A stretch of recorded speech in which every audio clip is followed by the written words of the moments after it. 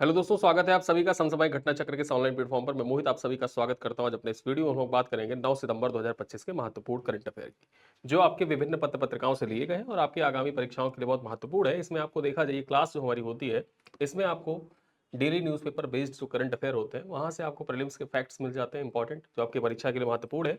आपकी current affair की knowledge को बूस्ट करते हैं और आपको एग्जाम में देखा जाए करंट अफेयर में कंफर्ट फील करवाएंगे। साथ ही साथ मुख्य परीक्षा के लिए जो इंपॉर्टेंट डाटा है वो भी आपको इसी वीडियो से मिल जाएगा। चाहिए, आइए यहाँ पर देखा जाए 9 सितंबर 2025 के महत्वपूर्ण करंट अफेयर। पहली खबर क्या है? सरस आजीविका मेले का 27वां संस्करण। यहाँ पर देखा जाए, जो सरस आजीविका मेला है, इसके 27वें संस्करण के बारे में चर्चा कर लेते हैं। देखा जाए तो 27वें सरस आजीविका मेले का आयोजन जो हुआ, ये 5 सितंबर से 22 सितंबर 2025 तक इसका आयोजन किया जाएगा। कहाँ पर? नई दिल्ली के मेजर ध्यानचंद राष्ट्रीय स्टेडियम में। ठीक है, तो याद रखना जो सरस आजीविका मेला है, और ये सरस आजीविका मेला आपसे परीक्षा में पूछा जा चुका है, यूपी पीसीएस 2020। ठीक है, यूपी पीसीएस 2020 की प्रीलिम्स परीक्षा में देखा जाए, सरस आजीविका मेले से संबंधित सवाल आपके एग्जाम में आ चुका है। आज की करंट अफेयर की क्लास जो आप देखेंगे, इसमें आपको ऐसे सवाल मिलेंगे जो प्रीवियस ईयर क्वेश्चन पेपर में पूछे जा चुके हैं। ठीक है, तो इस वजह से क्लास बहुत महत्वपूर्ण है। सरस आजीविका मेला पूछा जा चुका है आपसे प्रीलिम्स 2020 में। यहां पर देखा जाए, इसका आयोजन कहां पर? नई दिल्ली में किया जा रहा है, मेजर ध्यानचंद राष्ट्रीय स्टेडियम में। और यही पूछा गया था कि सरस आजीविका मेले का आयोजन कहां पर किया गया, तो ग्रेटर नोएडा में उस टाइम किया गया था, वही सवाल पूछा था। यहां पर देखा जाए, जिसमें विभिन्न राज्यों एवं केंद्र शासित प्रदेशों के 400 से अधिक ग्रामीण महिलाएं भाग ले रही हैं। सरस आजीविका मेला दीनदयाल अंत्योदय योजना राष्ट्रीय ग्रामीण आजीविका मिशन के तहत आयोजित किया जा रहा है। ठीक है, और इसका उद्देश्य क्या है? तो ग्रामीण महिलाओं को लखपति दीदी बनाने के थीम पर आधारित है। जो इस बार सरस आजीविका मेला आयोजित किया जा रहा है, 27वां संस्करण, ये बेसिकली जो ग्रामीण महिलाएं हैं, उनको लखपति दीदी योजना के अंतर्गत देखा जाए तो लखपति दीदी बनाने के उद्देश्य पर केंद्रित है। चलिए आगे चलते हैं। अरुंधति राय की आत्मकथा। अब यहां पर अरुंधति राय की ऑटोबायोग्राफी के बारे में जान लेते हैं, बहुत महत्वपूर्ण हो जाता है। ठीक है, ये नाम ही अरुंधति राय का बहुत महत्वपूर्ण है। ये सवाल आपकी परीक्षा के दृष्टिकोण से देखा जाए, जो बुक्स वाला सेक्शन है ना, जो किताबों से सवाल पूछे जाते हैं कि कौन सी किताब चर्चित पुस्तकें रहती है, उस दृष्टिकोण से देखें तो मोस्ट इंपॉर्टेंट हो जाता है। अरुंधति राय से संबंधित जो किताबें हैं, वो आपके प्रीवियस ईयर क्वेश्चन पेपर में कई बार पूछे गए हैं। ठीक है, तो चलिए आइए देखते हैं। यहां पर देखा जाए तो अरुंधति राय की आत्मकथा, इनकी आत्मकथा क्या है? नाम इसका मदर मेरी कम्स टू मी। ठीक है, मदर मेरी कम्स टू मी किसकी आत्मकथा है? ये अरुंधति राय की आत्मकथा है। इस चीज को आप अपने दिमाग में बैठा के रखिएगा, एकदम दिमाग में बसा के रखिए, आपकी परीक्षा में जरूर पूछा जाएगा। 2 सितंबर 2025 को कोच्चि के मदर मेरी हॉल सेंट टेरेसा कॉलेज में विमोचित किया गया, जिसमें उनके और उनकी मां मैरी राय के बीच में जो जटिल संबंध है उनको दर्शाया गया है। ठीक है, अरुंधति राय की आत्मकथा है ये, और इसमें बेसिकली अरुंधति राय और उनकी मां मैरी राय के बीच में जटिलता को दर्शाया गया है। चलिए आगे चर्चा करते हैं। अगली खबर देखा जाए, यहां पर प्रोफेसर बी के गोकक पुरस्कार 2025। अब ये प्रोफेसर बी के गोकक पुरस्कार जो है, इसके बारे में आइए चर्चा कर लेते हैं। यहां पर देखा जाए किसे ये पुरस्कार प्रदान किया गया है, तो 7 सितंबर 2025 को बेंगलुरु के भारतीय विद्या भवन स्थित KRG हॉल में आयोजित एक कार्यक्रम के दौरान देखा जाए तो प्रोफेसर वी के गोकक पुरस्कार 2025 साहित्यकार आनंद वी पाटिल को प्रदान किया गया है। तो याद रखना, वर्ष 2025 के लिए प्रोफेसर वी के गोकक पुरस्कार किसको दिया गया है? तो आनंद वी पाटिल को दिया गया है। ठीक है, आनंद वी पाटिल को प्रदान किया गया। ये नाम आपको याद रखना होगा, डायरेक्टली सवाल आपसे पूछा जाएगा। ठीक है, यहां पर देखा जाए, इस समारोह का आयोजन भारतीय विद्या भवन एवं विनायक गोकक वांग्मय ट्रस्ट के संयुक्त रूप से आयोजित किया गया था, और इसी आयोजन के दौरान देखा जाए वी के गोकक पुरस्कार जो था वो आनंद वी पाटिल को प्रदान किया गया है। आइए चलते हैं अगली खबर पर। क्या है? इटालियन ग्रैंड प्रिक्स से संबंधित सवाल है, और ये सवाल देखा जाए, इटालियन ग्रैंड प्रिक्स से संबंधित सवाल आपके पीवाईक्यू में पूछे जा चुके हैं। देखा जाए, ये पीवाईक्यू बेस्ड करंट अफेयर है। जब मैं कहता हूं पीवाईक्यू बेस्ड करंट अफेयर, तो इसका मतलब ये है कि ऐसे सवाल आपके प्रीवियस ईयर क्वेश्चन पेपर में यूपी पीसीएस ने पूछा जा चुका है, यूपी पीसीएस में, और ना सिर्फ यूपी पीसीएस में, अन्य स्टेट पीसीएस में पूछे जा चुके सवाल हैं। ठीक है, चलिए देखते हैं। यहां पर जो इटालियन ग्रैंड प्रिक्स है 2025 का आयोजन मोन्जा इटली में हुआ। ठीक, इटालियन ग्रैंड प्रिक्स है तो जाहिर सी बात है इटली में इसका आयोजन किया जाएगा, जहां पर देखा जाए जो मैक्स वेरस्टापेन है, मैक्स वेरस्टापेन, ये रेडबुल जो कंपनी है, रेडबुल कंपनी की ओर से देखा जाए तो फार्मूला रेस ड्राइवर है मैक्स वेरस्टापेन, और इन्होंने जीत लिया है इटालियन ग्रैंड प्रिक्स। ठीक है, याद रखना, इटालियन ग्रैंड प्रिक्स 2025 का खिताब किसने जीता है? मैक्स वेरस्टापेन ने जीता है, जो रेडबुल कंपनी है उसके फार्मूला 1 रेसर है। ठीक है, यहां पर देखा जाए लैंडो नॉरिस जो मैकलेनर कंपनी है, मैकलेनर कंपनी के फॉर्मूला 1 ड्राइवर हैं। और साथ ही साथ देखा जाए तो ऑस्कर पियास्त्री ये भी मैकलेनर के हैं। तो क्रमशः देखें तो मैक्स वर्स्टैपन पहला स्थान, दूसरा स्थान किसको, लैंडो नॉरिस को, और तीसरा ऑस्कर पियास्त्री को। ठीक है, इन लोगों को मिला है पहला, दूसरा, तीसरा क्रमशः स्थान, तो याद रखना इसको। ठीक है, लेकिन मैक्स वर्स्टैपन का नाम आपको भूलना नहीं है, रेडबुल के फॉर्मूला 1 ड्राइवर है। इटालियन ग्रैंड प्रिक्स 2025 का आयोजन इटली में किसने जीता, मैक्स वर्स्टैपन ने जीता। दूसरा स्थान किसका, लैंडो नॉरिस का है। तीसरा स्थान किसका है, ऑस्कर पियास्त्री का है। ठीक है, चलो आगे चलते हैं। जापान के प्रधानमंत्री का इस्तीफा। अब आपकी परीक्षा में देखा जाए तो अक्सर कर जब कोई देश होता है, वहां के राष्ट्राध्यक्ष या कोई मंत्री इस्तीफा देता है तो उससे संबंधित सवाल यूपीपीसीएस प्रीलिम्स में पूछा जाता है। ठीक है, यूपीपीसीएस प्रीलिम्स में वो सवाल आए हुए हैं। अब आइए चर्चा कर लेते हैं। यहां पर देखा जाए शिगेरू इशिबा के बारे में। अब ये शिगेरू इशिबा इन्होंने इस्तीफा दे दिया है, जापान के प्रधानमंत्री थे, इन्होंने अपने पद से इस्तीफा दे दिया है। तो चर्चा करें यहाँ पर, तो जापान के प्रधानमंत्री हैं शिगेरू इशिबा, इन्होंने 7 सितंबर 2025 को इस्तीफा दे दिया। 68 वर्षीय इशिबा लिबरल डेमोक्रेटिक पार्टी से थे और उन्होंने अक्टूबर 2024 में पद संभाला था। ठीक है, अक्टूबर 2024 में ये प्रधानमंत्री बने थे जापान के। यहां देखा जाए तो उनका कार्यकाल लगभग 11 महीने का रहा। इस्तीफे का कारण क्या था, तो लगातार चुनावी हार। देखा जाए तो जो चुनावी हार लगातार हो रही थी, और साथ ही साथ पार्टी के भीतर बढ़ता दबाव। मतलब जो एलडीपी पार्टी थी वो कह रही थी कि भैया तुम प्रधानमंत्री बने बैठे हो, लेकिन तुम्हारे नेतृत्व में जब हमारी पार्टी हारती जा रही है, इसका मतलब ये है कि आपकी जो रेटिंग है वो डाउन होती जा रही है। तो ऐसे में आप प्रधानमंत्री ना बने रहे, वरना एक दिन ऐसा आएगा कि पार्टी पूरी तरीके से खत्म हो जाएगी। ठीक है, तो जो पार्टी के भीतर बढ़ता दबाव था, उसी दबाव के कारण देखा जाए तो जापान के प्रधानमंत्री जो है शिगेरू इशिबा, इन्होंने अपने पद से इस्तीफा दे दिया है। अब आइए चलते हैं यहाँ पर, अगला नाम है डेविड लेमी का। ठीक है, डेविड लेमी जो है ये ब्रिटेन के नए डिप्टी पीएम नियुक्त किए गए हैं। डेविड लेमी बहुत महत्वपूर्ण हो जाता है। और देखा जाए जो टैक्स स्कैंडल हुआ था, आपको याद होगा, यहां पर यूपीपीसीएस 2022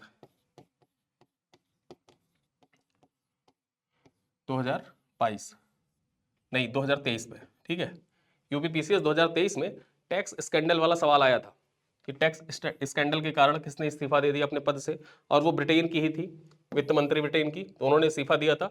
इस वजह से देखा जाए तो परीक्षा के दृष्टिकोण से ये पीवाईक्यू बेस्ड करंट अफेयर है, ये पीवाईक्यू बेस्ड करंट अफेयर है, आपकी परीक्षा के लिए महत्वपूर्ण है, इसको आप निगलेक्ट नहीं कर सकते। यहाँ पर देखा जाए तो डेविड लेमी ब्रिटेन के नए डिप्टी पीएम नियुक्त किए गए हैं। आइए चर्चा करते हैं यहाँ पर। तो ब्रिटेन में 5 सितंबर 2025 को एंजेला रेयनर, ये नाम याद रखना, एंजेला रेयनर ने किस कारण से इस्तीफा दे दिया। परीक्षा में यही पूछा था उस टाइम पे कि जो टैक्स स्कैंडल में फंसी वित्त मंत्री थी, उन्होंने टैक्स स्कैंडल के कारण इस्तीफा दिया था। सीधे सीधे पूछा था कि किस कारण से अपने पद से इस्तीफा दिया। डिप्टी प्रधानमंत्री थी एंजेला रेयनर, इन्होंने टैक्स स्कैंडल के कारण इस्तीफा दे दिया। ठीक है, यहां पर देखा जाए टैक्स स्कैंडल और मंत्री आचार संहिता उल्लंघन के कारण डिप्टी प्रधानमंत्री पद से एंजेला रेयनर ने 5 सितंबर 2025 को इस्तीफा दे दिया है। उनके स्थान पर प्रधानमंत्री कियर स्टारमर में देखा जाए तो जो विदेश मंत्री है डेविड लेमी, ठीक है, डेविड लेमी जो थे, इनको अब नया डिप्टी पीएम नियुक्त कर दिया है। ठीक, तो वर्तमान में देखा जाए नए डिप्टी पीएम कौन बने हैं ब्रिटेन के, इनका नाम है डेविड लेमी, और इस्तीफा किसने दिया है, एंजेला रेयनर ने दिया है। चलिए आगे देखते हैं। लेमी के विदेश मंत्रालय छोड़ने के बाद यहां पर देखें तो यावेट कूपर नए विदेश मंत्री बनी है, और उनकी जगह गृह मंत्री का पद शबाना महमूद को मिला है। ठीक है, यानी कि यावेट कूपर जो थी ये गृह मंत्री थी, अब गृह मंत्री का पद इन्होंने छोड़ा, तो गृह मंत्री कौन बन गए, गृह मंत्री बन गए यहाँ पर शबाना महमूद, और यावेट कूपर जो है ये क्या बन गई, ये बन गए विदेश मंत्री। ठीक है, चलिए डिप्टी पीएम बनने के साथ ही जो लेमी है, लेमी डेविड ने न्याय मंत्री Lucy Powell, House of Commons leader और स्कॉटलैंड सचिव इयाना मरे को भी सरकार से बाहर कर दिया है। तो यहाँ पर कुछ अन्य घटनाएं हुई है, मतलब उलटफेर हुआ है, और बड़ा उलटफेर है, तो इस वजह से देखा जाए आपकी परीक्षा के लिए महत्वपूर्ण हो जाता है। लेकिन आपको यहाँ पर जो नाम है, 2 नाम याद रखने हैं। कौन कौन से, डेविड लेमी का नाम याद रखना है, ये नए डिप्टी पीएम बने हैं, नई नियुक्तियों के संदर्भ में याद रखना है, और इस्तीफा जो हुआ है एंजेला रेयनर का, ये किस कारण से हुआ, ये कारण आपको याद रखना होगा। ठीक है, चलिए आगे चलते हैं। देखा जाए अगली खबर क्या है, अगली खबर है वास पेंटिंग के प्रणेता डॉक्टर श्याम बिहारी का निधन हो गया है। अब ये डॉक्टर श्याम बिहारी हैं, 2024 में इनको पद्मश्री से सम्मानित किया गया था और इनका निधन हो गया। आइए चर्चा कर लेते हैं यहाँ पर। वास पेंटिंग के प्रणेता डॉक्टर श्याम बिहारी का 6 सितंबर 2025 को प्रयागराज में 83 वर्ष की अवस्था में निधन हो गया है। ठीक है, प्रयागराज में देखा जाए 83 वर्ष की अवस्था में इनका निधन हो गया। देखा जाए तो उनका जन्म 1942 में सिरसा कस्बे में हुआ था। सिरसा कस्बे में इनका जन्म हुआ था। उन्होंने वास पेंटिंग विधा में विशेष पहचान दिलाई और 2024 में राष्ट्रपति द्रौपदी मुर्मू ने उन्हें पद्मश्री से सम्मानित किया था। और इसी वजह से देखा जाए इनका नाम बहुत महत्वपूर्ण हो जाता है, डॉक्टर श्याम बिहारी। ठीक, सिरसा में इनका जन्म हुआ था, देहांत कहां पर हुआ? प्रयागराज में हुआ। ठीक, और 2024 में इनको पद्मश्री से सम्मानित किया गया। ठीक है, तो ये पॉइंट आपको याद रखना होगा। चलिए आगे देखते हैं। अनुपर्णा की सर्वश्रेष्ठ निर्देशक, अनुपर्णा को सर्वश्रेष्ठ निर्देशक का पुरस्कार मिला है। ये जो अनुपर्णा है इनको सर्वश्रेष्ठ निर्देशक का पुरस्कार मिला है। अब ये पुरस्कार कहाँ मिला है तो आइए देखते हैं। भारतीय फिल्म निर्देशक अनुपर्णा राय ने इटली में आयोजित 82वें वेनिस इंटरनेशनल फिल्म फेस्टिवल, जो 82वां इंटरनेशनल वेनिस फिल्म फेस्टिवल हो रहा था, यहाँ पर एक बड़ा सम्मान हासिल किया है। देखा जाए तो उनकी फिल्म है song of forgotten trees. Song of forgotten trees जरूर याद रखिएगा, बहुत महत्वपूर्ण फिल्म है। आपके परीक्षा में जो फिल्म पुरस्कार से संबंधित सवाल पूछे जाते हैं उसमें पूछा जा सकता है कि सॉन्ग ऑफ फॉरगॉटन ट्रीज के निर्देशक कौन है। इनके निर्देशक का नाम है अनुपर्णा राय। ठीक है, अनुपर्णा रॉय। चलिए आगे देखें किस कैटेगरी में मिला है। यहां पर देखा जाए तो ऑरिजोंटी सेक्शन में सर्वश्रेष्ठ निर्देशक का पुरस्कार मिला इनको। ठीक है, अपर्णा राय जो थी इनको सॉन्ग ऑफ फॉरगॉटन ट्रीज के लिए ऑरिजेंटी सेक्शन में सर्वश्रेष्ठ निर्देशक का पुरस्कार कहां पर? 82वें वेनिस इंटरनेशनल फिल्म फेस्टिवल में मिला है इनको। आगे देखा जाए यह इस श्रेणी में शामिल एकमात्र भारतीय फिल्म रही। ठीक है, जो ऑरिजेंटी सेक्शन था इसमें शामिल एकमात्र भारतीय फिल्म का नाम song of the forgotten trees. देखा जाए यहाँ पर यह फिल्म दो प्रवासी महिलाओं दुआ और श्वेता, ठीक है, दुया और श्वेता की कहानी को दर्शाती है, जो मुंबई में एक फ्लैट साझा करती हैं और धीरे धीरे एक दूसरों की भावनाओं और संघर्षों को समझने लगती हैं। नाज शेख और सुमी बघेल ने मुख्य भूमिका इस मूवी में निभाई है। तो यहाँ पर याद रख सकते हैं इस चीज को, क्योंकि जैसे एलिफेंट विस्पर से संबंधित सवाल पूछा गया, आरआर से संबंधित सवाल पूछा गया, तो ये सब सवाल फिल्म अवार्ड जो होते हैं उनसे संबंधित सवाल अक्सर पूछे जाते हैं। गोल्डन ग्लोब से सवाल पूछा जाता है, ऑस्कर से पूछा जाता है। तो उसी प्रकार से ऐसा कोई इंटरनेशनल फिल्म फेस्टिवल है जहां पर कोई भारतीय फिल्म पहली बार सम्मिलित हुई है या कोई पुरस्कार महत्वपूर्ण पाई है, तो आपके एग्जाम के लिए इंपॉर्टेंट हो जाता है। इस वजह से इस चीज को याद रखिएगा कि अनुपर्णा राय को सर्वश्रेष्ठ निर्देशक का पुरस्कार मिला है। चलिए आगे देखते हैं। कार्लो इक्यूटिस, ठीक है, कार्लो इक्यूटिस कैथोलिक चर्च के पहले सहस्त्र शताब्दी संत घोषित किए गए हैं। यहां पर देखा जाए कैथोलिक चर्च के पहले सहस्राब्दी संत किसको घोषित किया गया है? देखा जाए तो कार्लो इक्यूटिस को घोषित किया गया है। ठीक है, यहां पर देखा जाए तो पोप लियो 14 ने कंप्यूटर विशेषज्ञ कार्लो इक्यूटिस को कैथोलिक चर्च का पहला सहस्राब्दी संत घोषित किया है। ठीक है, यहां पर देखा जाए कार्ले, जिन्हें ईश्वर इन्फ्लुएंसर कहा जाता है, गॉड इन्फ्लुएंसर कहा जाता था, ने तकनीकी का उपयोग कर आस्था का प्रसार किया था। उनका निधन 2006 में ही हो गया था, मात्र 15 वर्ष की आयु में उनका निधन हो गया था। जो कार्लो थे, इनका कार्लो का निधन 15 वर्ष की आयु में ही हो गया था और 2006 में इनका निधन हुआ था। इनको ईश्वर इन्फ्लुएंसर या गॉड इन्फ्लुएंसर कहा जाता था। तकनीकी के माध्यम से तकनीकी का प्रयोग करके आस्था का प्रसार किया था इन्होंने। देखा जाए तो यह घोषणा सेंट पीटर्स स्क्वायर में 80,000 लोगों की उपस्थिति में हुई है। साथ ही इतालवी युवक पियरे जियोर्जियो एवं देखा जाए तो पियरे जियोर्जियो फेंत्रासी, ठीक, ये इटालियन नाम है, देखा जाए इटालियन नाम है तो आप इसको देख सकते हैं, इनको संत घोषित किया गया है। यहां पर देखा जाए तो पोप लियो ने कहा कि दोनों ने अपने जीवन में ईश्वर को समर्पित किया है और युवाओं को संदेश दिया है और जीवन को व्यर्थ ना करें बल्कि उसे महान बनाएं। ऐसा पोप लियो चतुर्दश ने कहा है। आपको नाम याद रखना होगा कि पहले सहस्राब्दी संत किसको घोषित किया गया है? लियो एक्यूटिस को। ठीक है, कार्लो एक्यूटिस को घोषित किया गया है किसके द्वारा? लियो 14 के द्वारा। चलिए आगे चलते हैं। मलक्का जल डमरू गश्त योजना में भारत का समर्थन करेगा सिंगापुर। यहां पर देखा जाए मलक्का जल डमरू गश्त, ये जो योजना है, ठीक है, इसमें भारत का समर्थन कौन करेगा? सिंगापुर करेगा, ऐसी घोषणा की गई है। देखा जाए तो भारत को सिंगापुर का समर्थन मिला है ताकि वह मलक्का जल डमरू गश्त में शामिल हो सके। जो वैश्विक व्यापार का 60%, मलक्का जो स्ट्रेट गश्त है वो वैश्विक व्यापार का 60% यहीं से होता है। ठीक है, और भारत के अधिकांश ऊर्जा आयात का मार्ग भी है, मतलब का जो स्टेट है। ठीक है, यहां पर देखा जाए तो ये घोषणा सितंबर 2025 में सिंगापुर के प्रधानमंत्री लॉरेंस वोंग की नई दिल्ली यात्रा के दौरान हुई और उन्होंने प्रधानमंत्री नरेंद्र मोदी से मुलाकात की। इंडोनेशिया, मलेशिया, सिंगापुर, थाईलैंड के साथ साथ भारत की भागीदारी निगरानी को मजबूत करेगा, चीनी नौसैनिक गतिविधियों के मुकाबला करेगी, साथ ही साथ भारत की एक्ट ईस्ट तथा इंडो पैसिफिक रणनीतियों को भी गति प्रदान करेगा अगर भारत मलक्का जलडमरू गश्त योजना में सम्मिलित हो जाता है। और इसका समर्थन कौन सा देश करेगा? सिंगापुर करेगा। ठीक है, चलिए आगे चलते हैं। अंतरराष्ट्रीय साक्षरता दिवस, यहां पर देखा जाए अंतरराष्ट्रीय साक्षरता दिवस ये कब मनाया गया? तो अंतरराष्ट्रीय साक्षरता दिवस हर साल 8 सितंबर को मनाया जाता है, यानी कल मनाया गया था 8 सितंबर के दिन अंतरराष्ट्रीय साक्षरता दिवस। देखा जाए तो यूनेस्को में 1966 में इसकी स्थापना की थी। यूनेस्को ने 1966 में इसकी स्थापना की थी और 1967 से यह वैश्विक स्तर पर मनाया जा रहा है। ठीक है, यहां पर 2025 के लिए थीम क्या है? 2025 के लिए थीम है डिजिटल युग में साक्षरता को बढ़ावा। डिजिटल युग में साक्षरता को बढ़ावा, जिसका उद्देश्य यह सुनिश्चित करना है कि डिजिटलाइजेशन शिक्षा के अवसर बढ़ाए, ना कि परंपरागत साक्षरता से वंचित लोगों को पीछे छोड़ दे। ठीक है, यहां पर देखा जाए तो यह दिन याद दिलाता है कि साक्षरता समानता, शांति और सतत समाज के निर्माण की कुंजी है। जो साक्षरता है ये समानता, शांति और सतत समाज के निर्माण की कुंजी है। ठीक है, तो इस प्रकार से देखा जाए तो आज के जो इंपॉर्टेंट करंट अफेयर थे 9 सितंबर के, उसको हमने देखा।